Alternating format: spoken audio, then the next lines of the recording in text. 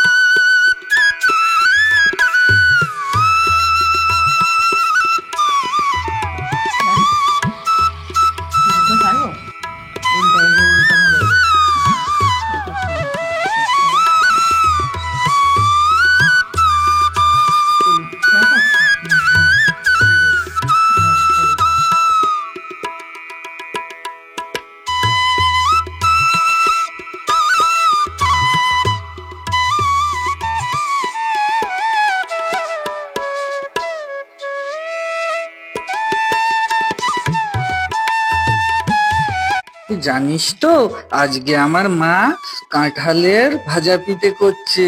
মা যে থেকে রান্নার চ্যানেলটা করেছে না, কত কিছু রান্না বানাচ্ছে, আর আমাদেরও বেশ খাওয়া হচ্ছে বল। হ্যাঁ, আমরা তো কোনোদিন কাঁঠালের ভাজা পিঠে খাইনি।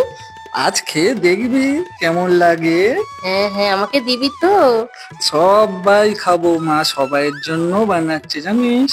আচ্ছা, কি সুন্দর কিন্তু গন্ধ আসছে, ওই জন্য না? চ, ততক্ষণ আমরা খেলে নিই।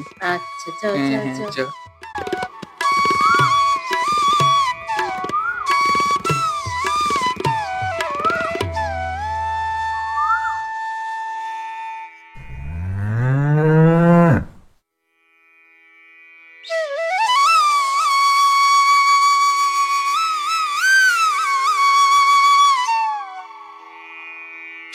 বন্ধুরা, আমার কাঁঠালের ভাজা পিঠে রেডি হয়ে গেছে। তোমাদেরকেও খাওয়াতে পারলে আমার খুব ভালো লাগতো।